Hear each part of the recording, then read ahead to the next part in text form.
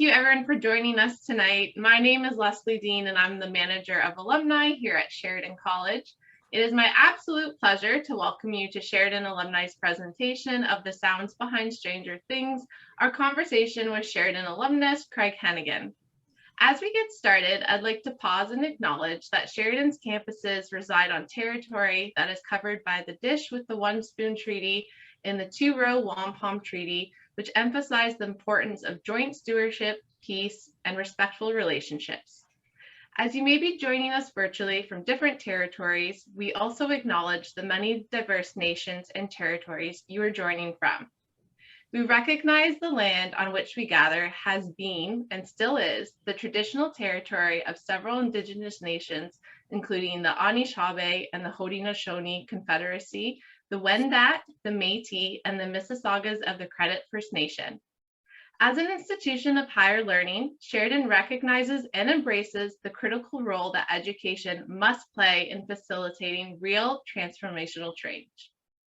We continue our collective efforts to recognize Canada's colonial history and take steps towards meaningful truth and reconciliation. It's always thrilling when we have the opportunity to welcome back Sheridan graduates to campus, and now that includes our virtual campuses as well. It's especially thrilling when the graduate we're welcoming is an Emmy-winning, Oscar-nominated artist. It's my pleasure to introduce Craig Henighan. Craig graduated from the Media Arts program in 1995 and has since built an incredibly successful career as one of the top sound editors in the entertainment industry. He has won 6 Emmys, yes, 6, including 2 earlier this year for his work on Stranger Things, which is a personal favorite of mine. In addition to Stranger Things, Craig has created sounds for Love, Death, and Robots, Black Swan, Deadpool, and Hidden Figures, just to name a few. In 2019, he was nominated for an Oscar for his work on Roma. He is a true Canadian superstar, and we are just so proud of him. Tonight's event is being moderated by Dom, Taylor, and Ariana, who are all 4th-year Bachelor of Film and Television students. They have prepared some exceptional questions to get the conversation started, but as we move through the talk, please feel free to type your own questions in the Q&A function located at the bottom of your screen, as well as your comments into the chat. We'll be moderating the chat and we'll ask your questions throughout the presentation as well as at the end. We're also recording this event and it will be available to watch on the Sheridan Alumni YouTube channel. Before we begin with our first question, Dom, why don't you introduce yourself and quickly explain what your virtual background is? Sure. Hi, thanks, Leslie. So I'm Dom, and I'm also a BFTV student. I'm a soundy as well, so I was very excited to have this conversation today. And my background is the Rainbow Room from Hawkins Lab at Stranger Things for the fans of the show, you know. And next is Ariana, I think.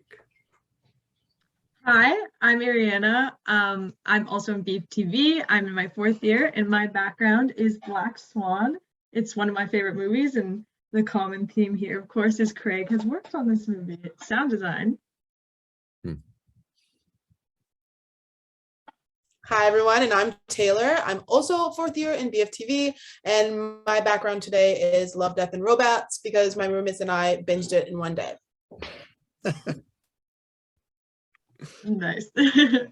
All right, I'm going to go ahead and kick off the questions for tonight. So again, thank you, Craig, so much for being here. This is such a cool experience. I want to start way back at the beginning. I know you graduated in '95. So can you just kind of talk about your time at Sheridan and when you decided to apply and what made you choose Media Arts, which now for us is called BFTV? Right. Wow, 95. Honestly, I guess if I had to really, I've always been sound oriented as a kid, you know, and I played in a lot of bands. I played guitar since I was really little, but then I would always like rent the PA or the recording equipment for my bands and stuff. And honestly, Sheridan and Media Arts specifically wasn't really on my radar. I grew up in Mississauga, so obviously not that far from Oakville, and I just think I drove my parents crazy after high school. I would apply. I remember applying to Humber College, their radio program. I think I went for a week and then I quit. And then honestly, I remember my bass player, Lincoln, who was actually a media arts student as well. We were playing a band together and we are just hanging out in his house down on Southdown Road. And he goes, I think I'm going to go to this orientation of this media arts class, media arts sort of, course at Sheridan College. And I literally was like, huh, okay, I'll just tag along on a whim. And that's quite literally how it started. Was there's an orientation and I just sort of like put my name on the list. And I remember the night before, I got really drunk and I was really hungover, and I'll never forget this because God bless my mom. She's the only time she's ever done it, because I was still living at home at the time. She kicked my bedroom door in and she was like, you get up and you get to that orientation right now. And between Lincoln and my mom, they kind of changed my life. They really, really did. So we get to the orientation, and at the end of it, you go to the television studios, you see sort of the multimedia things, you see all the little classrooms and stuff. And then they showed me BB10, the recording studio. And not unlike a lot of other people, I think, interested in sound and music, they're like, aha, I can record my band here. And then I applied. I did a little back then, and you guys might still have to do this now to apply. You have to sort of do a little project. They'll give you a title. Do they still do this? Where yes. So ours was I don't know what, I can't remember what it was, but I ended up recording a sort of a soundscape essentially of a person on a bicycle starting in the city, like imagining that it was in Toronto, and then cycling through the parks and out into sort of the suburbs, and then into a park out sort of in, whether Brampton or Oakville or wherever.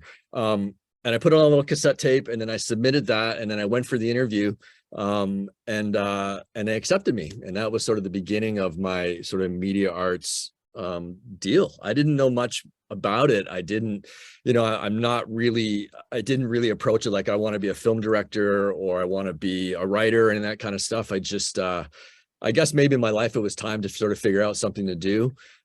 Sound was always a big thing for me. Movies and television, being a kid of the 70s, and early 80s, that's all I did was watch films and television. But I didn't really know how much that stuff would come back until I got into my first year of media arts. And then, as you guys probably know, and maybe it's still the same, where your first year, you sort of do a little bit of everything, and then you can kind of major into your second and third year. You can kind of pick what your focus is on.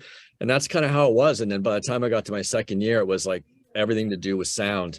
And then some of the great teachers back then, just exposed me to so many different things to do with sound that were not just music related, but sound for film, sound for television, just sound in multimedia, and that just sort of blew my mind a little bit with like the idea of soundscapes and the idea that I really liked from watching films and stuff, that I could actually do that myself. Fast forward to sort of like, my second year and my third year, I partnered up with a friend of mine, Steve Barden, who I think was a faculty member for a long time. He might still be. And Steve and we just did everybody's film. We were sort of known as the guys. Like if you were there as a director and you were trying to get your film off the ground, you need sound, right? So Steve and I were two of the people that were able to sort of like go on location with you, shoot your location sound, bring it back to BB10, edit all the dialogue together, maybe write some music for it, and then I would cut all the sound effects and all the backgrounds and ambiances. We would do a little bit of Foley, footsteps and stuff like that. And that's kind of the genesis of like kind of what I do today is really not that different than what I did, at Sheridan, obviously on a bigger scale. But Steve and I had this real work ethic. We had this real thing of like trying to make everything we worked on sound the best it could. And, sort of naive ambition just to sort of go. And I think Sheridan, that program really is such hands-on, like the gear, you can get your hands on any piece of gear. You get all sorts of support from all the different teachers and everything. All the students would support each other, and it was really an incubation period for me, those 3 years that really set me up for a lot of what became my career later on. Wow. Shout out to your mom for getting you to I that know. orientation. I know. It's honestly, it's Where truly. would you be? It's where would I be exactly? I'll tell you where I would have been at the time. I was cutting grass for the city of Mississauga. I was like working, you know what I mean? Like I was playing in bands at night, you know, doing the odd bar gig and stuff. And then during the day, I was literally cutting grass, not really, I don't know. I was just, you know, I just didn't drifting around like a lot of people do. You don't quite know, right? And then but I think the other important thing is when I did find Sheridan, I was a little bit older. And so I wasn't sort of there to party, and I wasn't really there to sort of, I was there to focus. I was focused, you know. And then meeting Steve, I can't understate how or overstate how much Steve meant to me in my career, and the ability to hook up with somebody that is that like-minded, the power that, you know, and the energy that that creates is really something special. Like it's very, very fortunate, you know, that I found him, and we had a good duality, and we obviously worked together much beyond Sheridan as well. But that was really important because he was a smart guy and he was really technical, and I had a lot of creativity, but I wasn't super technical on how to achieve certain things, you know. So I think it was really a big thing, I think, is when, you know, you guys meet other students is to lean on other people that are, you know, that might have something happening, you know, a little bit more than you do, and not be afraid to ask questions and not be afraid to collaborate and share ideas and stuff. That's so cool. I think it's awesome that you went in, first of all, out of a whim, but also had a straight kind of arrow with sound, knowing that you're going into that. And yeah, the people are so important. I know over my course of 4 years, like the people I've met have been one of the best experiences at Sheridan. Other than your projects, I know you were talking a lot about Steve, just going through those a bunch all through your 4 years. Did any of those projects kind of help transition into your career? Can you talk a little bit about what happened after Sheridan and after that career that launched? What happened really? I did a placement at Filmhouse, a company called Filmhouse, which is now Deluxe, and I think everybody's seen the, you know, by Deluxe, a Deluxe logo at the end of films and stuff. They, at the time when film, they, you know, obviously it was still analog and film laboratories. So Toronto at the time, sort of mid 90s, late 90s, was known as like the Hollywood North, right? You know, so there was a lot of studios, and I did a placement at Filmhouse, and out of that, they had offered me a job, and I kind of looked around, and I kind of was like, you know, I didn't want to stay there at the time. You know, basically the way you started off in sound, and this is not really the right way to say it, but I kind of felt like the only way you'd move up in sound in the industry, especially if you wanted to sort of do sound mixing for film and stuff, was you kind of had to wait for someone to retire or die or move on or something. There really wasn't an avenue to go there, right?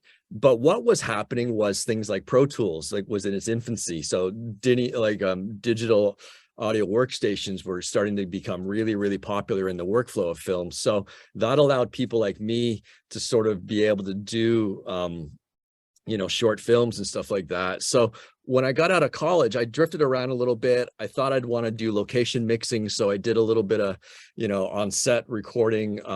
I think the Canadian Film Center, which some of you may have heard is the CFC, was a massive, massive help to me getting going. Again, similar to what I did in college, I did the same thing at the CFC, where I did a bunch of shorts. I did a bunch of independent films. And, you know, at that point, you're out in the real world with other people that are trying to claw their way forward as well and trying to figure out what they're doing and stuff. So, you know, I would sort of just do independents and stuff during the day. I ended up working at a little radio jingle house on Spadina Avenue downtown at night. At the same time, Steve started working with Sound Dogs Toronto with Nelson and everybody there. Obviously Steve and I stayed in touch. And then I guess maybe, you know, I must have worked for free for about 2.5, 3 years. I think, you know, like I just did, God, I would shoot during the day, and then at night I'd either go to the radio place or I'd go and do cue sheets. Back in the day, before, like while they're still shooting on 2-inch tape, you had to have someone in the Foley department to write all the cue sheets, and basically you'd have like 24 channels or 24 tracks on a wide sheet of paper, and you'd write down, you know, if the person was walking, if the Foley artist was walking from like 100 feet to 160 feet, you'd write down that as a cue. and you're, you know, slowly as they're filling up the performances on the tape of all the different Foley things, I'm sort of like basically tracking all that stuff. Now it's all done in Pro Tools, but back then you physically had to sort of write it out, and they hated me because my penmanship wasn't very good and they couldn't read what I was writing and stuff. But I was like, literally, I don't know if I was just too naive or too dumb or just loved it or a combination of all those things. I just sort of like just liked what I did, you know, and I didn't do a lot of other things. And then the CFC, I ended up doing a movie called Elevated at the CFC with a director called Vincenzo Natali. And Vincenzo, he did Splice, he did the Cube movies, he's done some other stuff like that. I did his short film, and what really changed my career into sort of pure sound design and editing was I went to Nelson and I said, hey man, can I maybe work nights in one of your rooms here at Deluxe? And because Sound Dogs had this really great sort of bullpen back in the back bowels of Deluxe. They had like 5 or 6 or 9 rooms, editorial rooms. And I said, Nelson, I'll work on the library. I'll do anything else, you know, I can, as long as I can use a room for free. And Nelson, being, you know, such a great guy, he said, of course. By this time, Steve was sort of already working there and stuff. So that was kind of sort of my in, you know. But I just worked at night. And down the hallway at like 2 or 3 o'clock in the morning came Paula Fairfield. And Paula is a fantastic sound designer. And some of you may know her from Game of Thrones. She's the dragon lady. She's the one that's coming up with all the great sounds of Game of Thrones. She was in Toronto at the time working like crazy, and basically it's like, who are you? And I was like, I'm Craig. And she just appreciated that I was like 3 o'clock in the morning. I'm working on this little short. And then she mentored me for a couple years. And then Steve was there. Jill Purdy, who's another media arts grad alumni. Jill was sort of part of our little clique. So that was kind of the formative years of me being, you know, figuring out what I wanted to do after college, and then sort of focusing again on sound editing and sound design and you know, in the sort of avenues of Sound Dogs, because Sound Dogs basically operated like a co-op, right? Like I wasn't looking for a job so much as I was just looking for a gig. And then, you know, like a lot of places, if you can get along with people and your work is good, you're willing to learn, you're willing to sort of bust your butt, you know, and put in the hours, you know, good things can happen. And that's fortunately, I think that's what happened to me. Awesome. I think that's really cool. I can really, like, when you talk, the passion really shows through. You talk about late night working for free. Was there ever a moment where you were questioning your path in sound, or how did you kind of go about that path, knowing that you wanted to keep doing that? I don't know. I don't think I ever questioned it. Wow. I don't think I did. I have to think back. I don't think I really did. I just, you know, like I mentioned earlier, I don't know if I was just too stupid or loved it too much, or like a combination. I don't know. I think when, you know, I think people, you know, when someone finds something, and I'm not saying that, you know, I didn't have any divine intervention or any of that kind of stuff, you know, but if I looked back at sort of like the different things in my life that sort of, you know, you look back and you go, oh yeah, that clearly connects with something that I did 10 years previous. I mean, I can look and see those things, but at the time, I don't know that. I mean, at the time I was like, every long weekend I was working, every Christmas I was working, every Thanksgiving. It's kind of just, you know, it just was I mean, workaholics probably apropos, you know, like it's probably the right thing on some levels, but I just liked it. It's a bit of a gypsy lifestyle, sound editing and sound design, you know. It's a bit of the editing side of it can be a lonely sort of loner type thing. And that definitely fits my sort of like style a little bit, especially early on. You know, you know, to be able to just sort of go into your own head and be working on something, and not everything that I worked on was fantastic, and you know, I could do the utmost creative work too, but you know, I just sort of enjoyed it that much, you know. And I think some of it is, you know, when you're good at something and people find out that you're good at something, the thing that you get the most is just more things to work on, you know. And Toronto being busy, the word getting out that this guy's good, you know, you should give him a shot, that kind of, you know, I guess I was just very fortunate and just lucky. And you know, the Sound Dogs, partly why they're called Sound Dogs is because they worked hard, you know, and that was sort of the reputation. And I guess I'm sort of maybe 3rd generation Sound Dog at some levels. And but that fit my profile, that fit sort of my routine, and the fit my sort of like, I don't have to be there at 9. I could work till midnight or 3 o'clock in the morning if I want to, or if I have to. I mean, there's all those sorts of things. I think a lot of us that get into creative things is because you're sort of looking for something that's maybe not 9 to 5, right? You know, you're looking for something that's a little bit more, you can kind of control your life a little differently. But I didn't know where it was going to lead. I had no master plan to do it. You know, there was none of that sort of thing. I'm in Toronto. I didn't think, you know, like the whole coming to LA was just, again, wouldn't say necessarily a whim, but it certainly wasn't a plan. You know, it wasn't something like, you know, I need to get there because I need to be in Hollywood kind of stuff. I never thought once that way. Wow, that's amazing. Like to see your passion, like the hard work you do and you continue because you love it so much is really admirable, especially since we're all in first year. So we're taking our passions into the workplace. So it's really cool to see your hard work and of course how it's come across in all your films. Your filmography is insane. So that's amazing. I have time for one more question before I move on to Dom. I just wanted to ask, in some of your interviews, you talk about how you appreciate when directors kind of give you the opportunity for creative freedom and that you get to challenge yourself and continue to push. How did that compare to your experience when you're collaborating with students or making films or you're attending Sheridan? That's actually a really good question. I think, you know, partly back at Sheridan, I think some you know, aspiring directors and writers, I think they're just happy just to get sound onto their projects, you know, I mean, to be perfectly honest. And then there was others that were very, you know, that you could tell they had put a lot of thought in things and they sort of wanted certain things out of it. And we liked both, right? You know, like we liked the fact that we could provide sort of a one-stop shop for things. And I think the biggest thing that Steve and I tried to do, and I still try to do, is of course you apply what you've learned on one project to another project, but there's a bit of shape shifting that has to sort of go on when you're a sound person, you know, like you have to, because you're not just always working on animated projects or an action film or a horror movie. So you have to sort of like work with a director and sort of like figure out, you know, their framework, kind of what they are after. And then sort of like, hopefully you're able to sort of do your thing within that sort of thing, you know, that sort of framework. I mean, you know, we are sound, you know, is all of us, everything, lighting, camera, everything is servicing the film, right? You know, and you can't sort of take yourself out of that. And sometimes it's fun to be showy, and you know, things like Stranger Things definitely allow sound people and myself to show off sounds. But there's many films that I do that sound is super subtle, and it's just supposed to let the audience sort of go into that world, you know.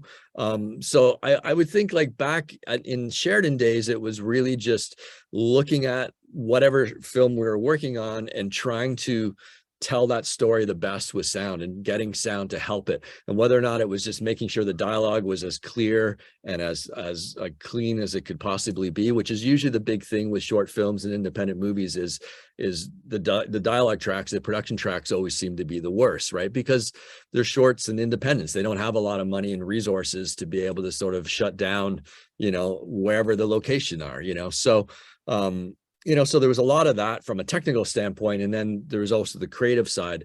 Again, it's just all of it sort of, it's all just a variation of kind of what I did then is kind of what I do now, you know. Big thing is to be able to relate to directors and writers and producers. I feel like lots of people can cut, especially down here in Los Angeles. There's so many great sound designers. There's so many great things, especially nowadays. There's so many great sounding films and shows that are out there. I find that if you can go to lunch with a director and you can have a conversation and relate to them, maybe talk about something else other than sound or other than their film, I feel like sometimes that lets them sort of look at you in a little bit more of a like not just a transactional sort of situation, especially when you meet a director for the first time, right? Because there's always directors on some of the things I work on, God, there's like just an entourage around them, right? And a lot of yes people around them. And so if you can be sort of real and you can kind of have an opinion, but you're not too arrogant about it, but you have ideas, if you can kind of package all that and you can be really good at what you do, and then relatable, I think it's sort of an unstoppable package, right? I think directors really catch that. And if you look at a lot of directors, especially a lot of really, really great directors, you'll notice that they tend to work with the same people a lot.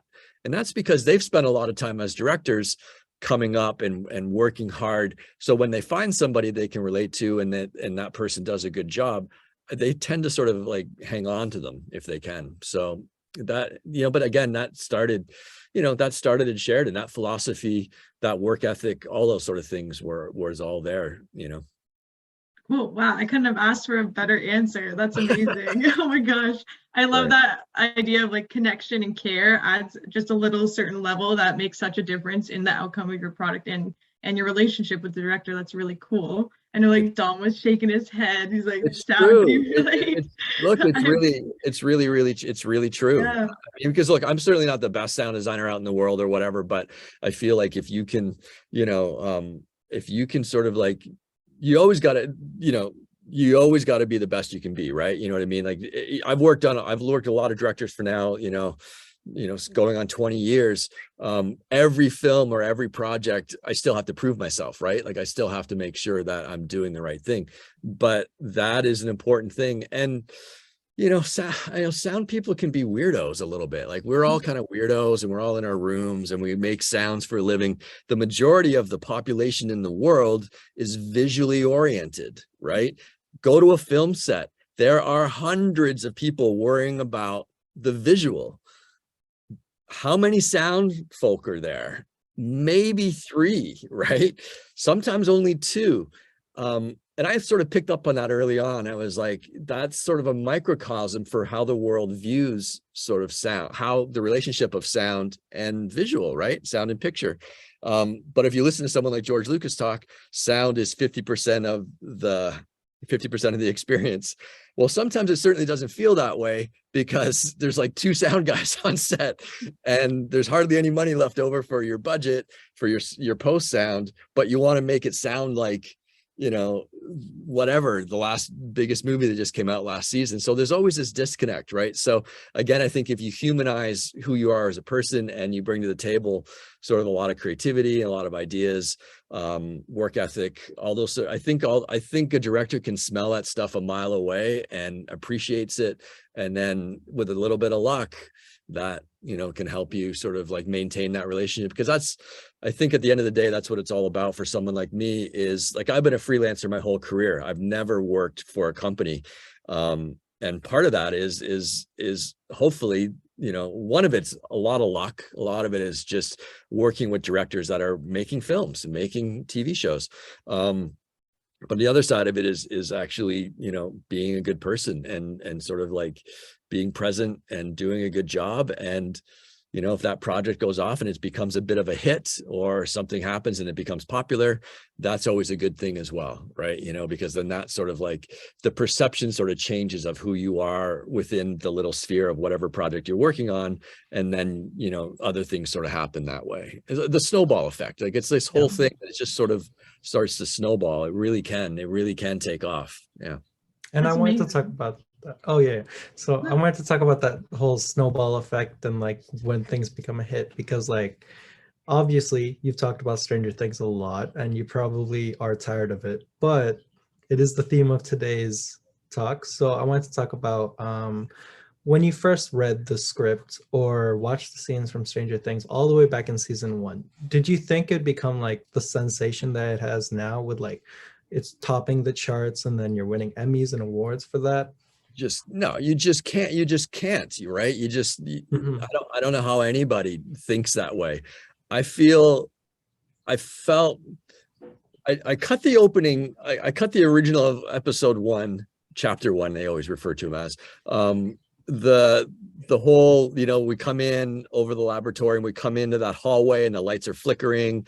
And then, all of a sudden the lab guy's running down the hall and he gets to the elevator. And then this is the first times we hear a bit of the Demogorgon, but it's all off screen, right? I sort of did that scene really, really early. The guys were still shooting. And Dean Zimmerman, who is a dear friend of mine and a fantastic picture editor, Dean cut that sequence and he sent it to me. And I put those sounds to it. And then I got to the end of it. And then the title music comes up with that title.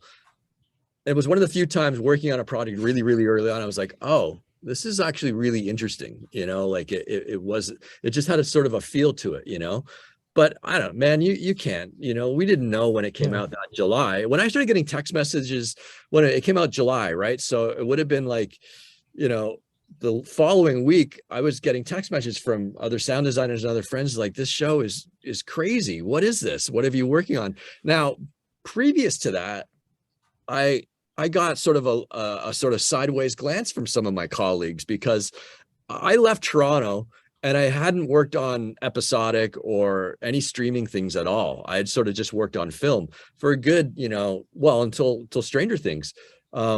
But when I was working on it, I'd go to things and people like, so what are you up to? What are you doing? I was like, oh, I'm working on this thing with Netflix, called Stranger Things. And they're like, what are you doing a streamer for? And kind of like this whole like vibe of, film versus television. And it's not the way that's thankfully gone away. But for a long, long time, there was always like, the echelon of everything you did had to be film, right? And television was sort of like the little castaway that nobody definitely, below the line in sound and other people felt like you wanted to be a sound designer on feature films. You didn't want to be a sound designer on a television show. Obviously streaming, obviously I think it started with HBO really, but clearly Netflix and the resources they put behind things. And then something like Stranger Things happening, those walls are sort of gone. I know sound designers now that cross back and forth, just like directors do, just like writers do, just like actors do. Everybody sort of, it's just, if it's a good project, it's a good project, right? But it was like, I didn't know, nobody knew, man. How you just can't, like you just hope that you put your heart into it. And, if a few people like it, great. The crazy thing about streaming is so many people can see it like that immediately. Yeah. Right. And that was probably the biggest difference, because I've worked on some pretty successful films and I've worked on some pretty awful movies that I thought sounded good, but never saw the light of day. Right. So I've had the whole gamut. So maybe that tempered me a little bit with like expectations and stuff, but it was awesome. It was awesome to see Matt and Ross basically turn into rock stars overnight, to see your friends sort of like, to watch a show like that and, go through the stratosphere in season 1, cut to now season 4. And it's like even further into the stratosphere. It's even further like into the vernacular of everything. And to see those guys retain the writing and the acting and the performances and the music and like, it's just, I just don't know how they do it. I mean, they have a fantastic team around them, team of writers and stuff, but it's pretty awesome to sort of be part of something. And it's really something that just doesn't happen every day. We all, trust me, I've worked on lots of things that nobody have seen, and, you just sort of, again, getting back to sort of the idea is like one thing maybe leads to another and leads to another. It's just that sort of snowball idea. And Stranger Things for me started with a relationship that I had from back in 2006, and it just sort of, it was Sean Levy and Rand Geiger and the Night at the Museum movies and Dean as well. And that's how I just got a phone call. That's how that started. Hey, we know you don't do television, but we think you might like the guys, meaning Matt and Ross Duffer. Why don't you come in and meet with them? And that's how it happened. That it was like, and that's how a lot of this stuff happens. It's just a phone call, really. And it's kind of like the connections you make the friendships you make along the way, really. It really is. Yeah. Like one person in particular that I can think of is like Darren Aronofsky, because I know that you've worked on a lot of stuff with him. Like, Black Swan, Mother, The Whale. Yeah. Could you speak to your experience as a sound designer who's worked very consistently with another creative? Because I know earlier you said it's like you kind of have to shapeshift a little because you're not always working with the same people as on the same things. Right. Yeah. I mean, look, Darren, very fortunate to be at Sound Dogs. That Darren's the Requiem for a Dream was the first thing that I worked on, and that was while I was at Sound Dogs, and it was Nelson that was supervising that. And I think how that show, they were shooting in Brooklyn, but they were doing the lab. The dailies and stuff were being done in Toronto. And again, I can understate a little bit of sort of the film business back then. Nobody really wanted to do sound in Toronto, right? So you had to be really, really good, especially if you like an A-list director or a big director. They want to be home. They want to be, if they lived in LA, they wanted to be in LA. They want to be with their families, specifically during post. They don't want to be, they don't want to be on location during post sound or post editing. So Requiem for a Dream came across my desk. Nelson was like, okay, we're going to do this thing. I was hired just to do regular stuff, backgrounds, doors, atmospheres and stuff like that. I took it upon myself to do a little bit of sound design. I think I spoke earlier of just loving it so much. I didn't really care if Darren was going to use it or not. I just thought that film was so awesome, and that film was awesome with no sound on it, right? But I just felt, okay, they have a sound designer in New York, Brian Emrick, a great guy, great sound designer. He was on Pi with Darren, so he was carrying forth on Requiem, but they needed a bigger team, hence coming to Sound Dogs, Nelson, Steve, myself, Jill. I just, met Darren. We had a little spotting session. He went away. I started cutting. And then a couple months later, he comes up. I had done some sound design on the side. I just played it for him. And I was like, what do you think? And he was like, oh, this is great. You're going to come with me. And that was sort of the beginning of my relationship with Darren. And, so that was that. And then Steve and I and Jill, we ended up doing The Fountain in 2005, 2006 in New York. Darren's a very interesting guy, right? The Whale just, The Whale was at TIFF just recently. Darren's a very interesting filmmaker in terms of like the stories that he tries to tell, or he does tell, and the different things that he does. If you look at Black Swan versus Requiem versus The Fountain versus Noah versus The Wrestler, there's a lot of, 3 or 4 of them are kind of okay. You can kind of see similar things. And then you look at The Wrestler, and if you see the Whale, if you've seen it, or you will, if you want to see it in a few months when it comes out, they're different. They're like, it's a quiet film. It's not very showy. So you have to sort of just know, I just sort of, know what Darren likes and what he doesn't like, and sort of just build it up from there, Same as when I work with Sean Levy. I've done all sorts of movies with Sean Levy, from Night at the Museums to Real Steel. We did a great movie a few years ago called Free Guy. We did the Adam Project movie. Yeah, right. Movie, Free Guy. So Sean is great, right? I have a whole other relationship with Sean, and then that's how I ended up meeting the Duffer Brothers on Stranger Things, which is a whole other sort of side of sound design. I'm incredibly fortunate, man. I'm really, really fortunate to be able to work on a lot of different types of projects. And I don't overthink it too much. Sometimes I get caught in, like, if I'm cutting Stranger Things and then I start another movie right away, I have to sort of like, shift down a little bit and go, okay, I can't do a whoosh on every single sound, or I can't do a big giant boom or explosion there, because Stranger Things is like, it's almost sonically, it's like, it's almost like an animated project or a comic book on some level.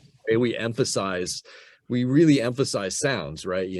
That doesn't work for everything I work on, clearly and obviously, right? And you have to be sensitive to that sort of idea that not everything needs to sound like that, and but it becomes a challenge to sort of, how do you, the next show that you're doing, you just, most of it's just taking some time, sort of settling down a little bit, and then you can kind of like get the whooshes and the booms and the stings sort of out of your system, so that you can kind of move forward with something that's more in tune with kind of what the story is that you're trying to tell. And I think one really good example of that is like the grandfather clock from season 4, which is kind of iconic now. And a lot of people that I've been speaking to are wondering, like, how did you get the sound for that? Was it like, I've heard rumors of you hitting a cymbal inside of a basin of water. Wow, where'd you hear that one? I heard it from, yeah. I don't. Okay, the way the clock came. Okay, so Matt and Ross always make fun of me a little bit because the last interview, we did a little round table with them just recently, and the clock comes up, and I explained how I did it, and then Matt was like, Craig, on the script, in the script, it was tick tock. That's all it was. That's all the description was. And I think honestly, some of the best sounds in the world, some of the best sounds that most people will remember from films and television shows and stuff, a lot of it is in the script, right? Like it's written in the script. And when it's written and baked in, there's such a better chance for that sound to actually work, no matter what sound it is, right? You know what I mean? But the idea like, oh, I have to, as a sound designer, I have to invent something. So anyways, the clock shows up in chapter 401.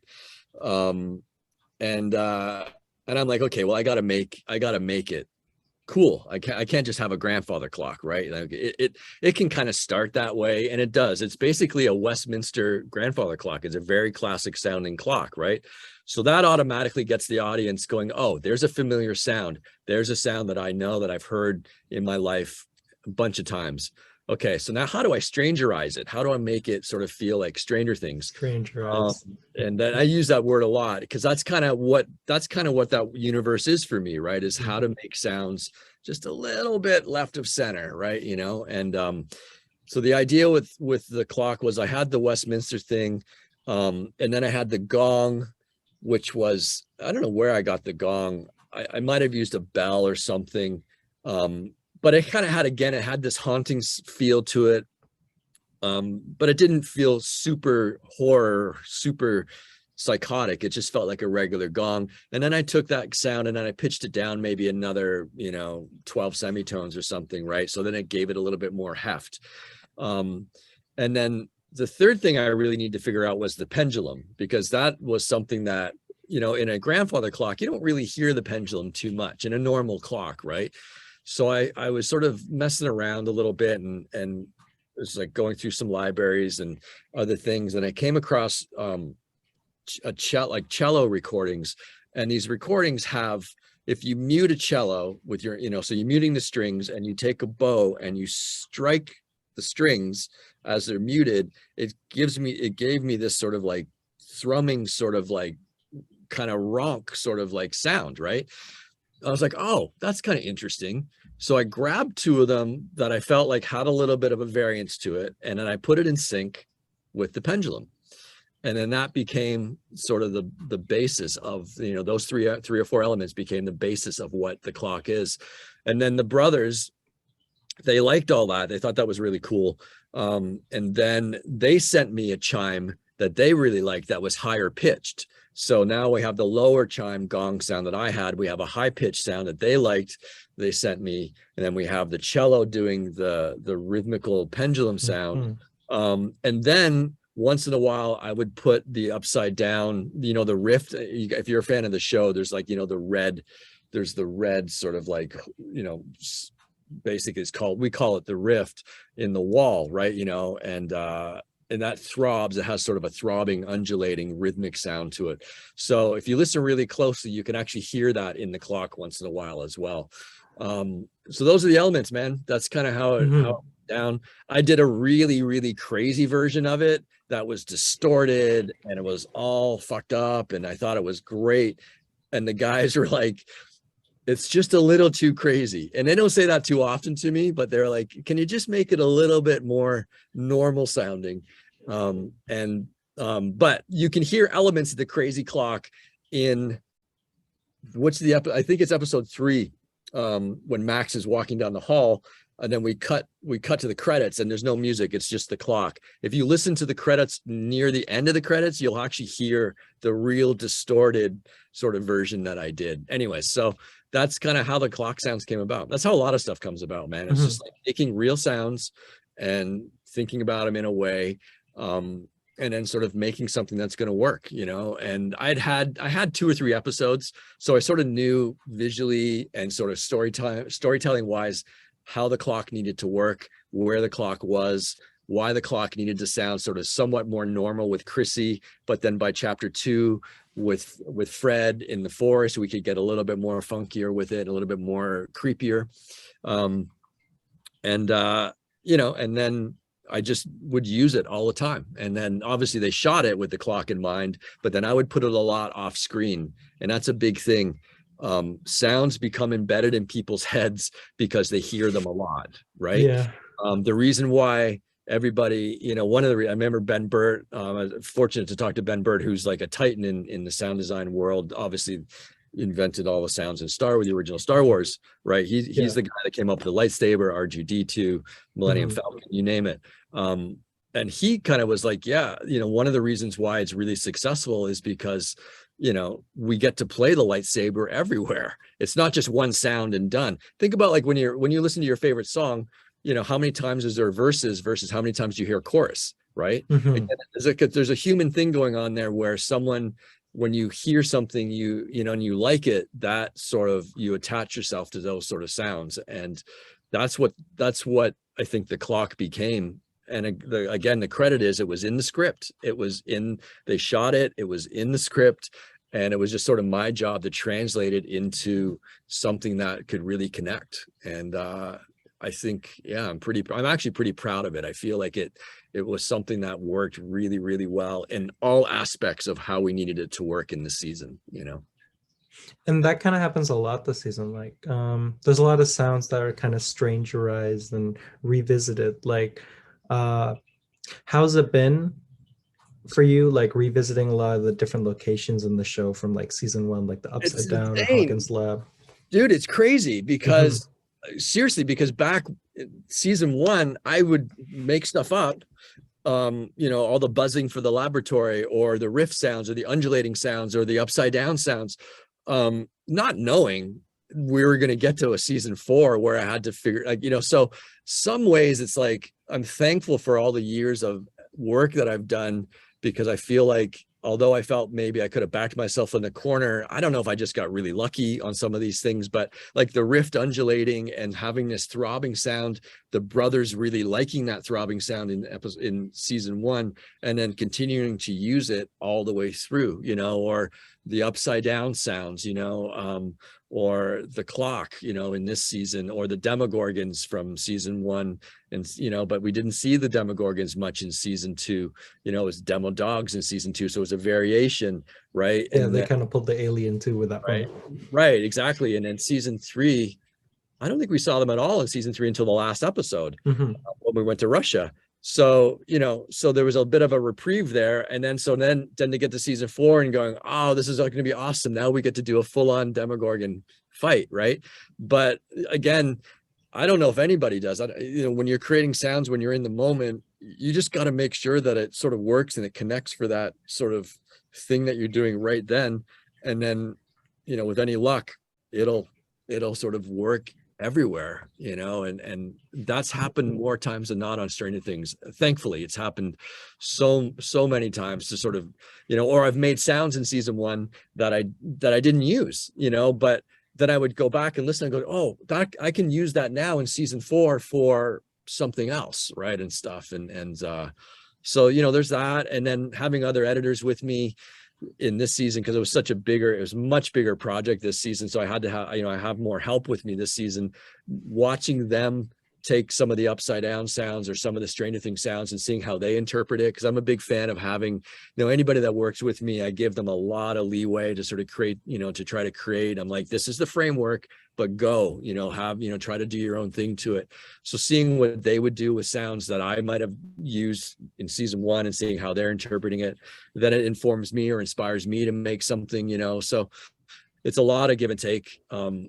Again, Matt and Ross, Dean, Casey, everybody in the picture department, they have a lot of, you know, the track is really strong coming out of the picture department. So they have a really good focus. They have 4 seasons of sounds to pull from.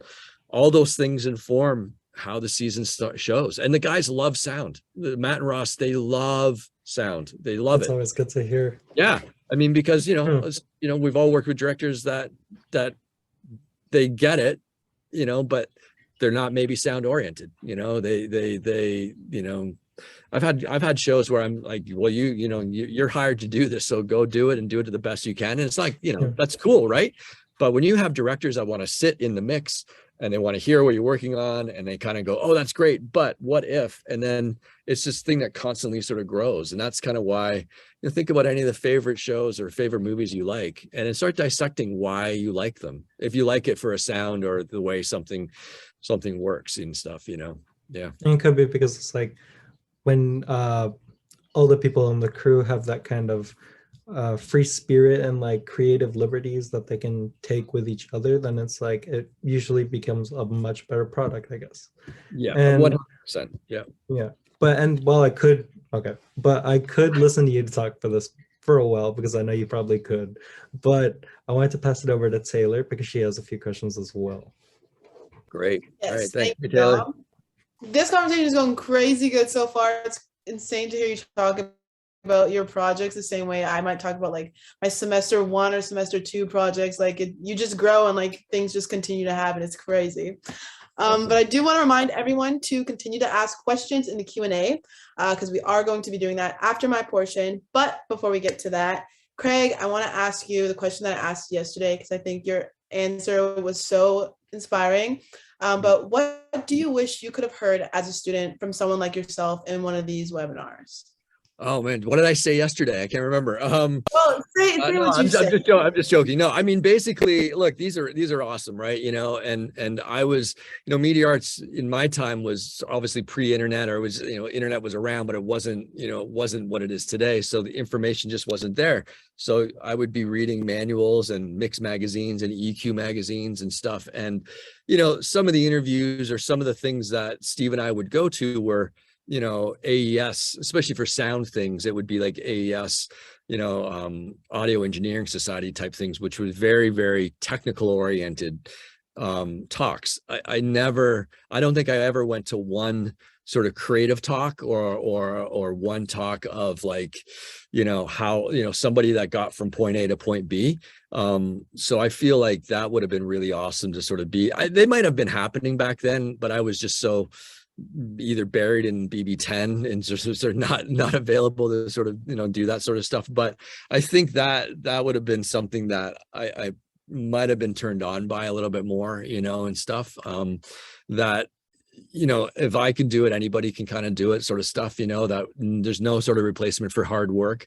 And look, I don't care, and I think that goes across the board. You could be a sound or a writer or director, I think, or anything. It doesn't really matter. I think there's no replacement for being a good person, being good at what you do, being confident in what you do, but also being humble and being sort of like aware of, aware of your surroundings and, just trying to sort of be in the moment on some levels too, right? I think I look back at Sheridan, if I wasn't in the moment, back then to want to work and to want to sort of do all these things. And, I just wanted it for the experience. I just wanted it because I liked working on the projects. Right. And I guess in the back of my mind, yeah, there's, graduation and course credit and all that kind of stuff. But none of that seemed to sort of matter to me. It was just really like, it's just really awesome when a director calls you and says, hey, can you work on sound on my little short movie or my film or whatever? It hasn't changed. But I think, more talks and more things like from a creative standpoint that weren't so technical would have been sort of inspiring, I think a little bit more, Yeah, and I think that's so great to hear. I think like when you mentioned with Ariana, like you said, your process hasn't changed. And I think that's like almost comforting to hear that like, yeah, things get more technical and they feel bigger, but at the end of the day, like you're doing the same thing. You're tapping into that same part of your brain that you love to tap into. That's exactly it, Taylor. That's the best way to put it. You're basically tapping into that thing. I feel like there's this whole idea, I think we spoke yesterday, the whole idea of like 10,000 hours before you become sort of an expert at what you do and all those sort of things. I really feel like Sheridan allowed me to get a leg up on that. I made a lot of mistakes. I made a lot of we tried a lot of things. Steve and I tried a lot of experiments. Some worked, some didn't, all those sort of things. There's no replacement for doing it, right? There's no replacement for doing it. And for a sound person, the only way you can do it is to find short films, independent movies, any of those sort of things to sort of work on and stuff, and that's something that, it's a hustle. It really is. And it's a sacrifice. And by no means am I a poster child for, life balance or any of that kind of stuff. I didn't get married till much later on in life. I gave up a lot, I think to get sort of like, what I'm doing now, but I didn't really care back then. I didn't need to go up north to party for the May 24 weekend as much as maybe the next person did. I kind of felt like I wanted to work. I wanted to learn more about it. And maybe that's my DNA makeup of being a bit of a loner and just wanting to sort of work on my own a little bit. All those sort of things come back. The psychology of it all, right? The psychology of who you are as a person, understanding who you are and maybe where you fit or don't fit, and then sort of applying yourself to something that you really like. I think it's undeniable when you meet somebody that's really passionate about something, and when I work with directors, it's almost always undeniable that they are directing this movie because they have something about them, that they making a movie.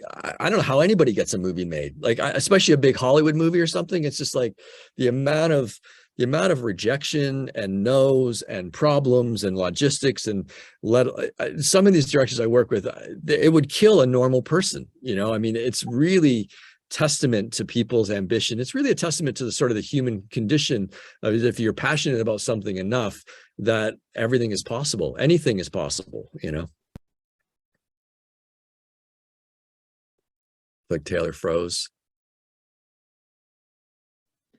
I can continue for her if she comes back. I've seen a lot of BB10 love in the chat right now. Everyone's saying it's such a magical for sure. place. You can't learn what your rhythm is or how you did want to ask about your creative process. Back. Oh, am I back now? Yeah, you're back now. Okay, sorry about that.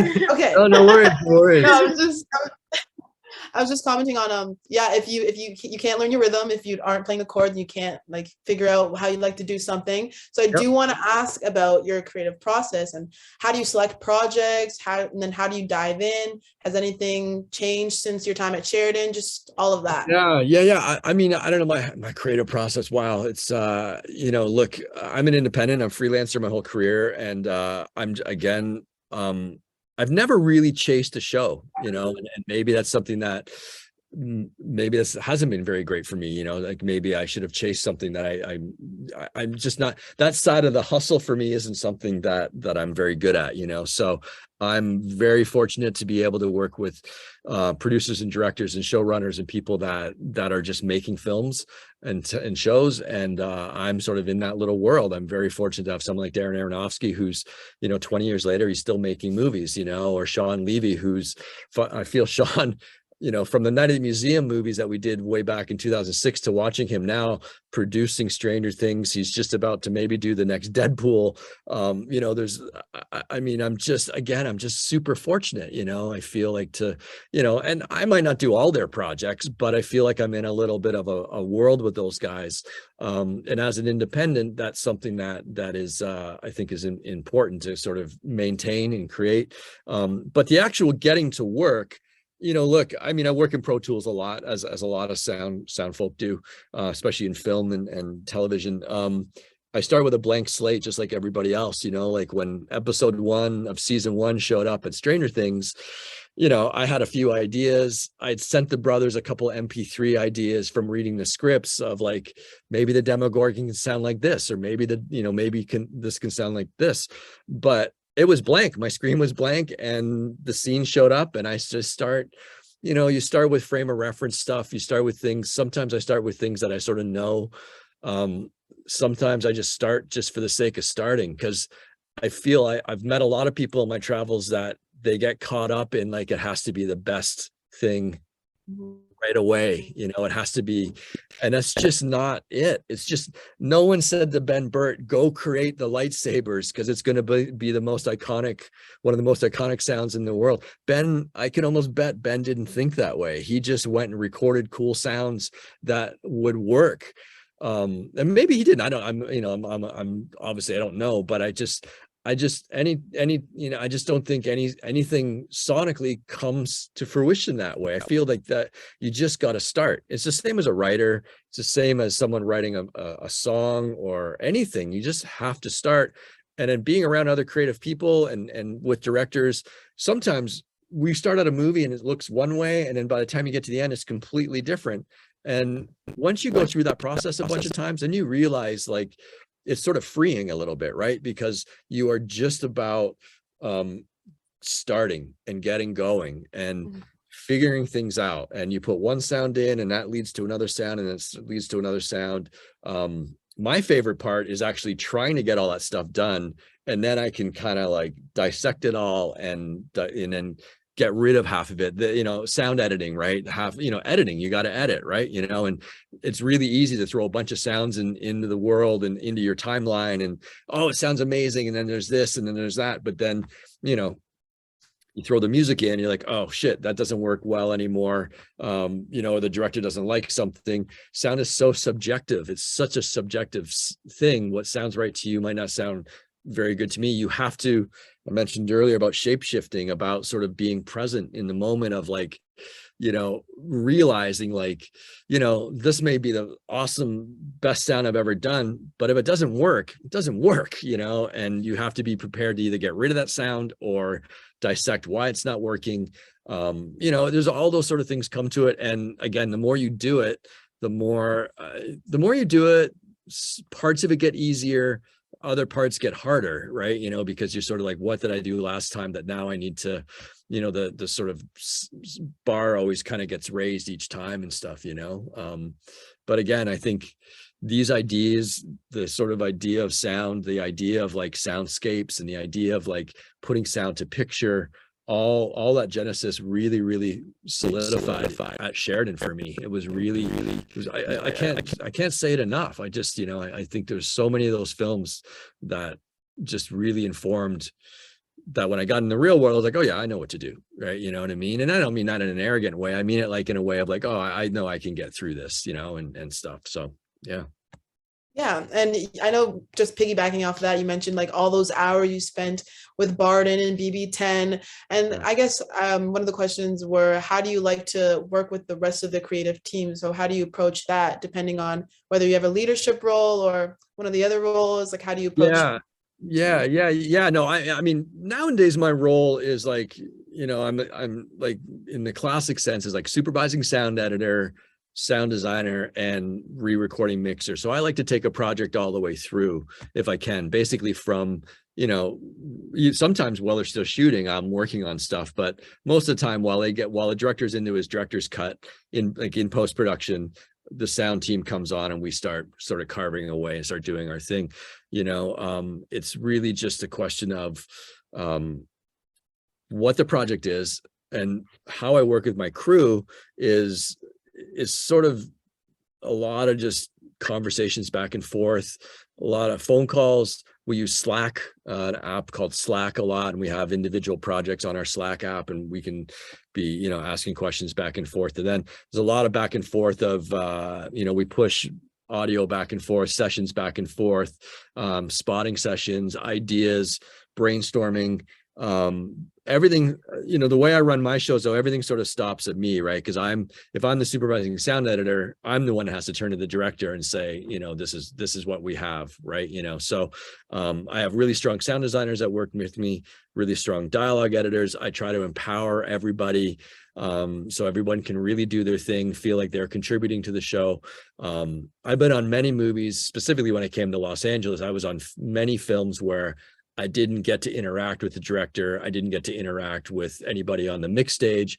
I was basically stuck in some shitty little room up in the valley, and my tracks would leave my room and go off. And there was a real big disconnect, which kind of furthered my ideology of like what I did in Sheridan, which was I want to see the project all the way through, you know, and that was something that technology helped, you know, with the advent of Pro Tools in terms of on a bigger stage and mixing. I sort of learned how to mix on the older large format consoles, but and learned a lot from some of the older technology and the older way of doing things, but I really applied it sort of to the newer way of working, you know, or sort of what we do now, which is quite often you see a sound supervisor and a mixer, you know, that they mix their own tracks, you know.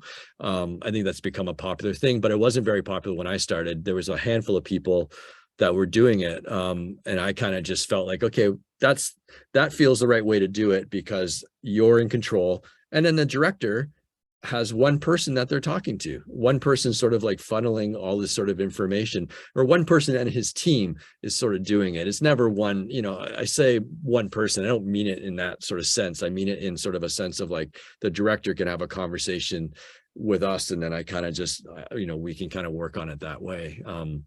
But the long time there, film, especially in Los Angeles, was sound editing and design is one thing, and film mixing or sound mixing is another thing. And it was very hard to sort of merge the two, you know, for a long time. And I just kind of continued to just break those walls down. I have directors that are supporting that. Now I have directors like, what do you mean you don't do both?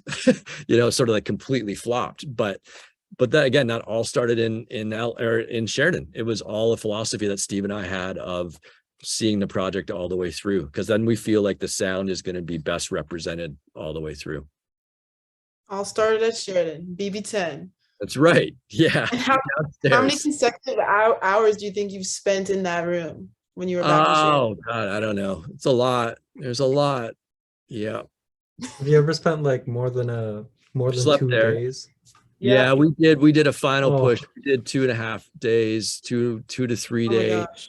You know, Steve was smarter than I was. Steve actually lived relatively close to the campus, so he would take off and go at least have a shower. And, you know, but there were so many times where I would work for a few hours and sleep, and then, you know, he would work for a bit and I would sleep on the couch or on the floor or whatever. I remember the day, unfortunately, that Kurt Cobain you know, committed suicide. When we found out, it was like, you know, 6 o'clock in the morning kind of stuff. Like those are the sort of weird things I remember about how much time, you know, we spent at college. You know, it was just because it didn't feel like a school. It just didn't, you know, that program didn't feel like classrooms. It didn't feel like anything other than a real awesome place to sort of like do projects, and people were working on all sorts of different things, you know, and you know, and is there still that little outside of where the is, I don't know, I haven't been there for a long time, but you know, where you'd rent the gear, right? You know, and then just outside there used to be like a little area, like a little commune area where you could hang out and sort of like, you know, I don't know if that's all. The learning commons. Yeah, but things are so different now after COVID and everything. Yeah. But we'll find our time. Yeah, those sort of things were really important to me, you know. And there's a lot of great guys ahead of me too. For some of the sound folk, they would know, other than Steve and Jill, Justin Drury. Justin invented SoundMiner, a fantastic library program. He was a year ahead of me. Pete Prasad, a Foley recordist. Pete does all the shows with me right now. He went to Sheridan. He was a year ahead of me. There's so many, you know, really, you know, great people that kind of came out of that program, you know. Sound, I mean, I'm saying sound people specifically. I'm sure there was others that came out for other things, but in the sound community, that it was really a launching pad for a lot of people's careers. For sure. And then I just wanted to, because you mentioned one of them who had the sound library, but like what kind of techniques do you use when researching sound required for projects you work on? Like, can you tell us some of your favorite techniques for creating sounds required in your projects, or is there any? Yeah, it's everything, you know. Honestly, it's project based for sure. I mean, something that, you know, science fiction would be, you know, versus a drama. I like to record as many sounds as you can. I don't know if you can see my room here is like, you know, that's my projector, like my screen, and then I got like gear and guitars and amplifiers and microphones, and, you know, I mean, if you can go and record sounds and do things like that, that allows you to sort of like form sounds that are not in a library. There was sort of an unwritten rule at Sound Dogs is, you know, always be recording. Oh, you know, if you're on vacation, if you're on anywhere. So I kind of sometimes drive drive the people around me a little crazy because I'll hear a door creak or something. I go, oh, fuck, I got to go record that, you know. But that's sort of an unwritten sort of thing in sort of, you know, sound people's sort of logic of like what they're doing. Sound libraries didn't, I mean, there was a few sound libraries back when I started, but none of them were that great. Nowadays, with the way the internet is and the way you can connect with things, there's some fantastic sound libraries out there, right? So what I tend to do is I tend to record as much as I can. I tend to create as much as I can, but I'll also, you know, I also buy an awful lot of sound libraries, and I look for ones that are not necessarily set in stone. I look for stuff that I was like construction kits, right? Like maybe somebody in Europe, someplace has gone and recorded a bunch of different things. And therefore I can use those individual sounds instead of like a preset sort of like selection of sounds, which is what sound libraries on CDs used to be back like in the 90s. Used to be just like you didn't have, you know, a bunch of things. It was just like, this is the sound. And so, you know, that's hence why we would go record cars, why we'd go, you know, I remember Steve and I would go and record cars all the time.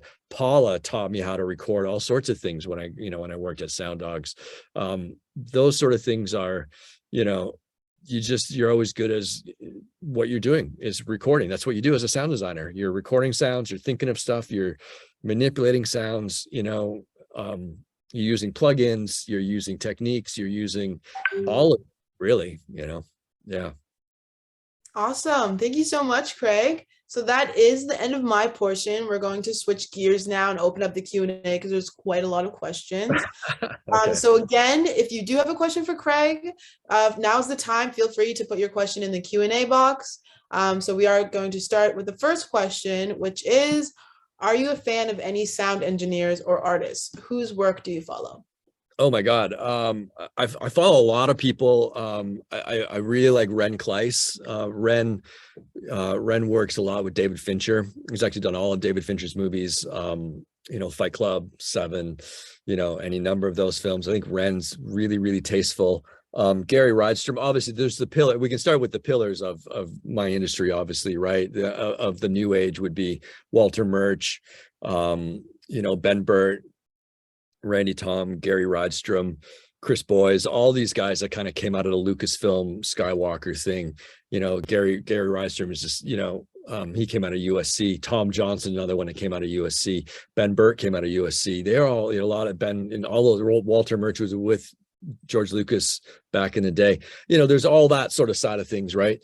I work a lot with Skip Livesay, and I used to read about Skip in magazines when I was like at Sheridan, and I'd read how he worked on Malcolm X or how he did some of the early, he's done all the Coen brothers movies, right? And it's a trip now to be working with this cat, you know, because it's like, he's been around for so long and we've done a number of movies together, and he's one of my closest friends. So I really respect all the work he's done, like the stuff he did on Silence of the Lambs and some of the Spike Lee movies back in the day. A lot of the early, like Goodfellas, a lot of the Martin Scorsese films. You know, I have any number, my partner, Will Files, I have a little company down here, and Will and I, you know, work together, and Will's done some great stuff on the most recent Batman is something Will did, you know, so I think him and Chris Terhune and Lee Gilmore, his team, there's a lot of people that I look up to. There's a lot of people I get inspiration from. It's a long list for sure, you know, and there's a lot of films out there that sound amazing that I don't, you know, that I've never heard of people. And that's the great thing I think about the way streaming has allowed the explosion of how much content, right? Like how many films and shows are out there. And the level of, you know, like, you know, when I used to go to films, you know, when I would go to the Toronto Film Festival, you know, which was a sort of a thing that the media arts, all the professors really recommended, go absorb as many films as you can. You know, some sounded great, but then others didn't sound that great. I find it hard pressed nowadays to find a bad sounding film or project. And I think that's a testament to technology, but just, you know, generation after generation sort of building up and making things better, you know, and sometimes I'm like, God, how am I going to keep up with this stuff? You know what I mean? Like it sounds amazing, right? You know? But yeah, I think, you know, that's the quick hit list of people that I kind of find really pretty inspiring, you know? Awesome. I know you're on the hit list of many of the people in our program, so it's great to hear who's on your list of the great people. So I'll pass the next question off for Ariana. You can go ahead and ask the next question. Yes, Cool. the next question is, hi Craig, what in your opinion / experience are the biggest differences between working as a sound editor in LA versus Toronto? Is there anything about Toronto and the industry here that you ever miss? Oh, that's a really good question.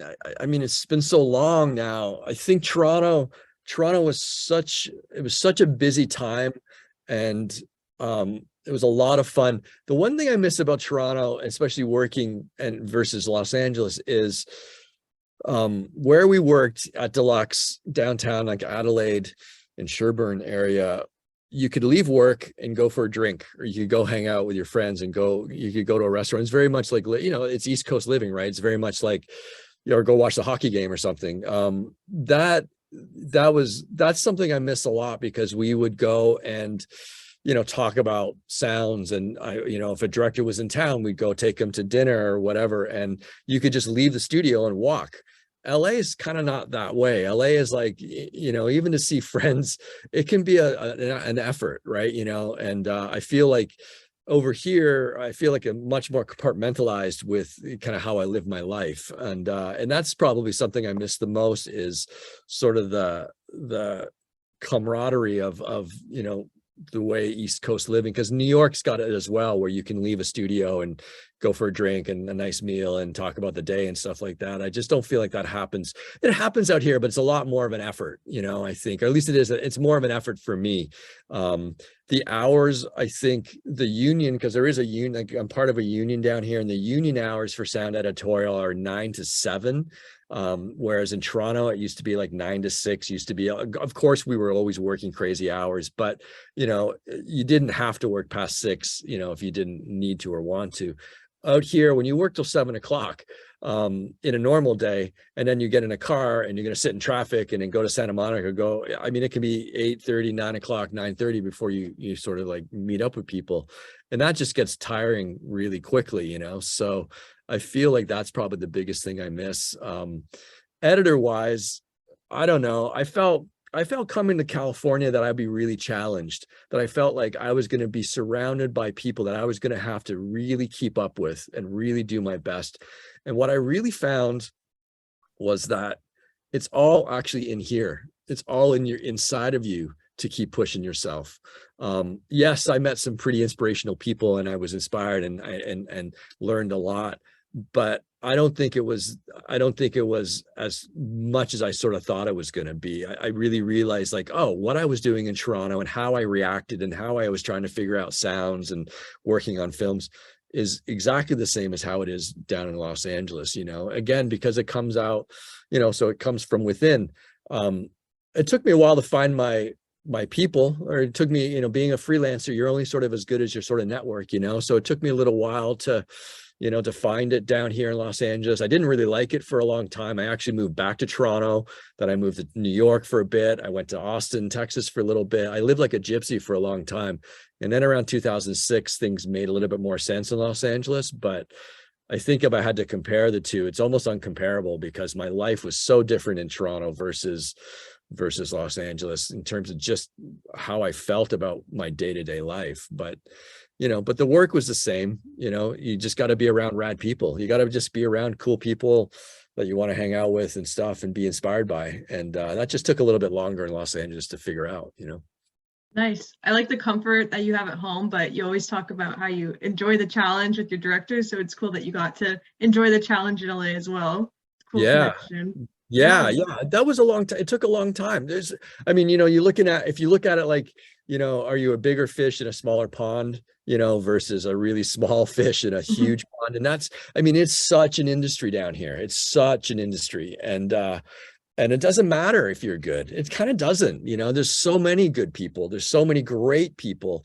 Some of that just doesn't matter. What matters is sort of like a little bit of luck and being good at what you do. But a lot of it is just sort of hoping that, you know, you're going to be able to connect into situations that sort of help, you know. And for a long time, I was based at Fox. I was at 20th Century Fox for a long time.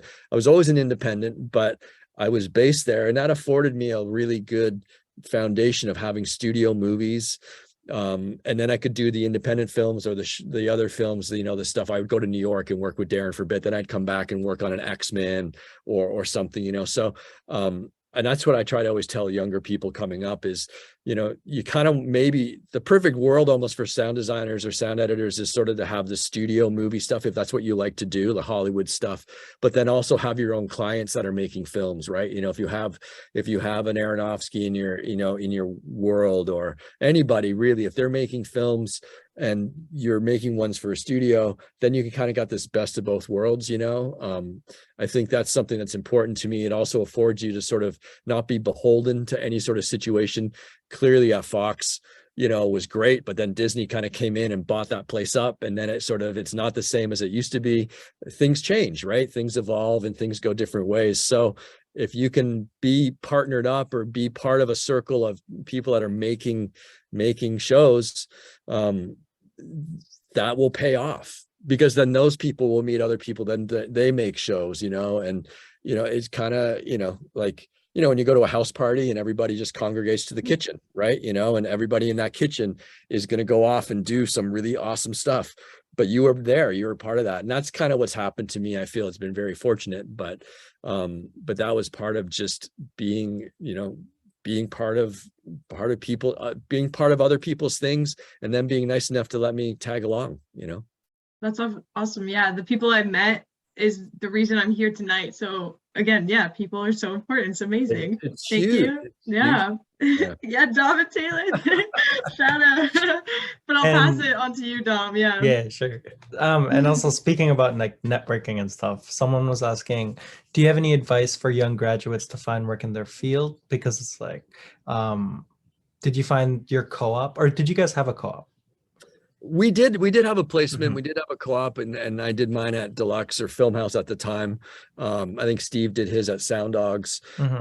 You know, so that was like, you know, I had a job offer out of that. I could have very easily taken that job offer and stayed in Toronto. And I just had it in my head. I just had something where I just didn't want to do that. I kind of wanted to go work for free for 2.5 years. Stupid, right? You know, I just wanted to, I remember I had to move back home. I went to my mom and dad. I was like, I don't know where this is going to lead, but I kind of just, you know, I just kind of want to follow this for a bit. And thankfully they were very supportive and were like, you know, do what you can do. And I used to, you know, I would work nights and weekends to sort of make money and stuff, but I kind of was afforded this 2.5, 3 years out of college to be able to sort of figure stuff out. And, but part of the co-op was the thing at Filmhouse, the Canadian Film Center. I think there was another thing in Toronto called LIFT, which was the Liaison of Independent Filmmakers of Toronto. And I don't know if it still exists or whatever, but that was a pretty awesome resource as well, because, you know, there's so many people out there that were looking for,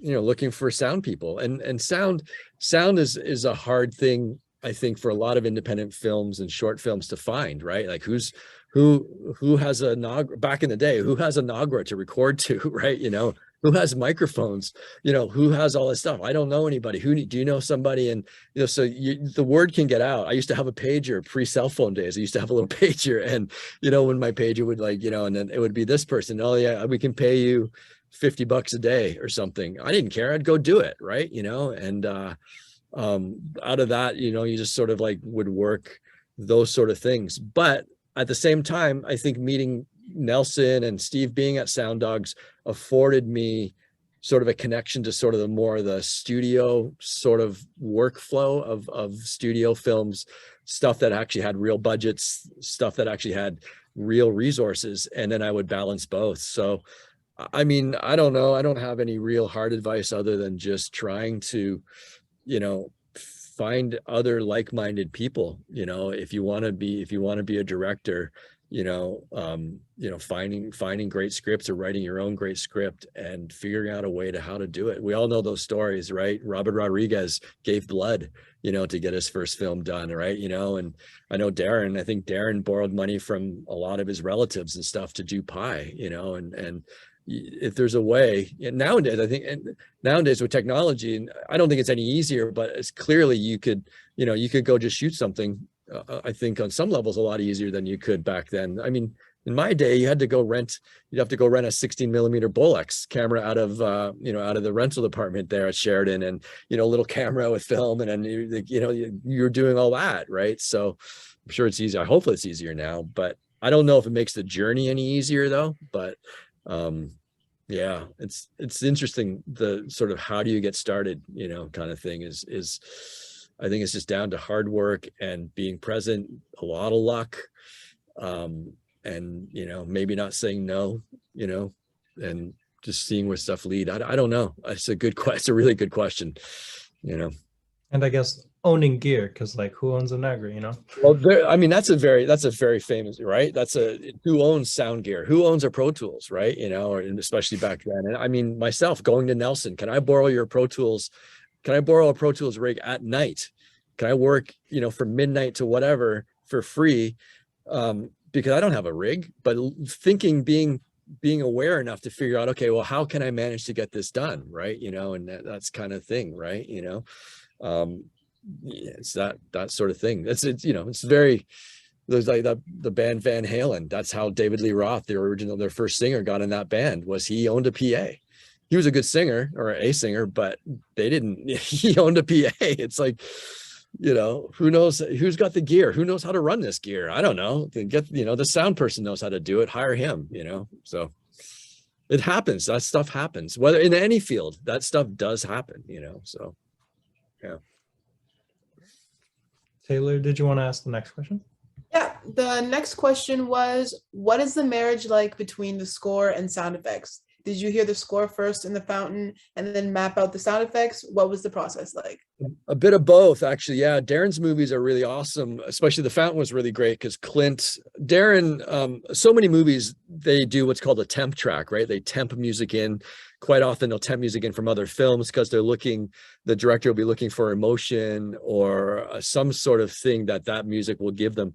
Darren would never do that. He would actually let Clint write all the music, and very rarely would he put temp music in. So I remember on the fountain, when we were all in New York and we were there, it was a long time, we were there for almost a year. There was like, Steve had a room, myself had a room, we're in the Brill building, sort of in Times Square in New York, and then the room beside me was Clint, and he was working on the score at the same time as we're working on all the sound design. He had, obviously before that he had ideas and sketches and demos and stuff, but the score was constantly available to us, and a lot of back and forth, a lot of ideas. We did a lot of early temp mixes, a lot of early ideas of how things are going to work. And then Darren saying, okay, I want music here. And then we're going to go to sound design and sound effects here. And then music will take over here. Those are sort of, again, the collaboration of a film is that sort of thing. When you can hear a score, and if you can hear the real score as early as possible and sort of know where things are sitting, then you can kind of start thinking about frequencies. You can think about how sounds are going to work, what sounds are not going to work, where to get out of the way, where to lean into things and stuff, so yeah, that Darren's very smart that way though, with score and music and stuff. And that was a very, he did it the same thing on Requiem. He did the same thing where it was, everything was utmost important and everybody had to be talking to each other. Yeah. Awesome. I think that's so important. Like, that's such a cool method, I think, to have like someone make the temp music, and it's really like almost exactly what it's going to end up being in the end. I think that definitely helped the process a lot. It's why those movies sound the way they do. If you think any of the Christopher Nolan films, I don't think Christopher temps with any music at all. I think he lets Hans Zimmer write it, for the film. And I think composers conversely will be like kind of frustrated when someone hires them and then and the director says, just make it like this, and then the composer's like, how fucking insulting is that you could, you're asking me to make it like that, but what you should really ask me to do, if you really like what I do, is let me do what I do, and you look, we could go in a whole long talk of the business and how the film is and the time schedules and all that sort of stuff. But I think some of the best films are the films where the director lets the composers write the real music, write the score, and let it evolve, let it develop and stuff. And that's something that sometimes isn't, it's just not a reality on a lot of schedules. Sometimes it's been on reality in some of the movies I work on. And then there's other times where directors will temp with music that is so effective and works so well that you kind of need the composer to sort of follow those beats, and stuff. And that's something, there's no real clear path. It's always just a journey. It's always an evolutionary thing. But I've seen the frustration sometimes with composers that are like basically sometimes they're asked to rip themselves off for the next film. It can be, I think it can be frustrating for them, but I also understand it from a director's standpoint. If you really like something a certain way, why not have it that way, right? For sure. Quentin Tarantino, I think he basically licensed a lot of music because that's just what he does, right? He was going to do that, but yeah. For sure. And it looks like we only have time for one more question. So Ariana, I'll let you pick the last one and go ahead and ask Craig. Oh God, the pressure's on. Okay. Well, just to piggyback off of that, and off good work and good films, is there one specific sound-related moment or a specific film or TV or anything that was done by someone else that just absolutely blew you away? Oh man, I think the word Walter Murch in Apocalypse Now is always a touchstone, right? I think if there's films that I kind of go back and listen to for inspiration and stuff, and just sort of listen to sort of what they're doing. Saving Private Ryan, for the Omaha Beach sort of thing. Ren Klyce again, and like Fight Club. I think there's a lot of movies from the sort of the mid 90s, I think, and maybe that's because I was in film school that I get informed by, I try to be really present nowadays, for stuff that's out. I don't listen to a lot of newer things, unfortunately, as much as I'd like to, but I can't say there's any one, I think probably Walter Murch's work, Gary Rydstrom's work, specifically because they've done a lot of interesting films in a lot of different genres. Ren Klyce the same way. He's done a lot of different interesting sound in different types of movies. And I feel like that's a good mark of a good sound designer and sound editor and mixer, is somebody that can sort of work. Gary Rydstrom, Jurassic Park to Saving Private Ryan to Punch Drunk Love to Terminator 2. There's just like, West Side Story last year, like, when you have a guy when you're inspired by somebody like that, it's just an interesting sort of fantastic way to think about how sound and image and all those sort of things interrelate, and how they can really help storytelling, because all those films are vastly different, but the sound that he's done in those films has elevated the story into such a level.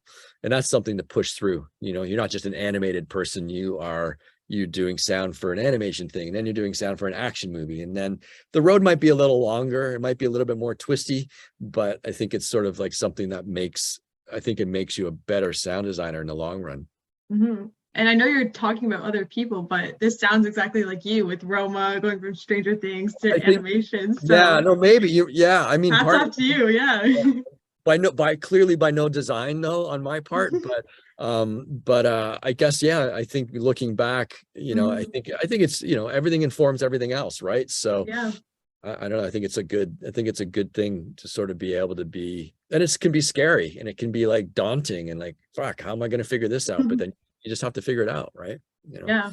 And your inspirations that were from the 90s, from when you were in school, you can see now how it's like translated in your career almost reflects that, which is so awesome. And thank you so much. Like your career has led to you coming back and being an alumni. This has been an amazing session. Thank you so much for being here. That's the end of our Q&A. Thank you everyone for coming and asking questions. Thank you for giving me the time, Taylor and Derek, Dominic. It's been amazing. I'm going to pass it off to Leslie. I don't know. Dominic, I'm going to pass it off to Leslie. It's been great. Thank you. Thank you so much. I appreciate it.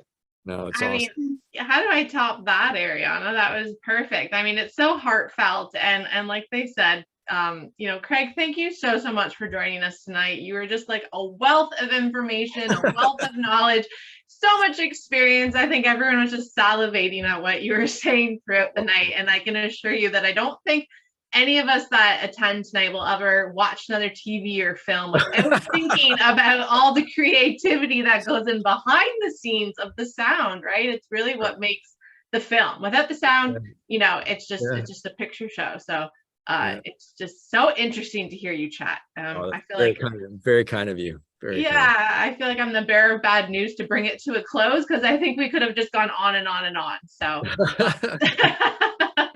we greatly appreciate it. And of course, Dom, Taylor, and Ariana, you guys Yes, are rock yes. stars. Yeah, you did great. Thank you. Yeah.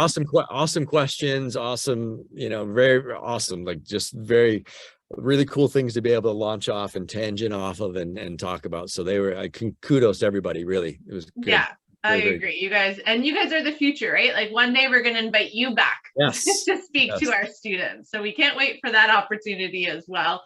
And then Exactly. just a big thank you to everyone at home who joined us. We appreciate you guys tuning in and answering your own questions and commenting in the chat. Like Ariana and Taylor said, the memories of your time at Sheridan really got the conversation going. So that's cool. That's always fun to hear. It's true. Those are real. I think everybody here can relate to that and will relate to that. You know, it's really, you know, it's a really pretty special place. You know, it was, and hopefully it is now. It was for me, you know, and it's life changing. It can be life changing. Yeah. We agree. Sheridan is a very special place, and only those who get to experience that really can hone in on that. So we wholeheartedly agree. So just a reminder to all those who tuned in. So this session was recorded. So if you kind of had to leave or jump in halfway, we're going to post it on the Sheridan Alumni YouTube page early next week. So you can check it out and share it with your classmates or your friends that weren't able to attend. And then of course, stay tuned for other future announcements about types of programming and events and the talks like the one we've done tonight. It's our pleasure as Sheridan Alumni being able to host our alumni back because they're, like I said, wealth of information and knowledge. So we are thrilled to do it for our students and our Sheridan community as well. And not to sound cliche, but that's a wrap, as they say in the film and television world. And we, of course, thank you very much, Craig. We appreciate it. Thank you. All right. Thank you all. Thanks, everyone. Okay. Take care. Bye. Thank you, Craig. Bye.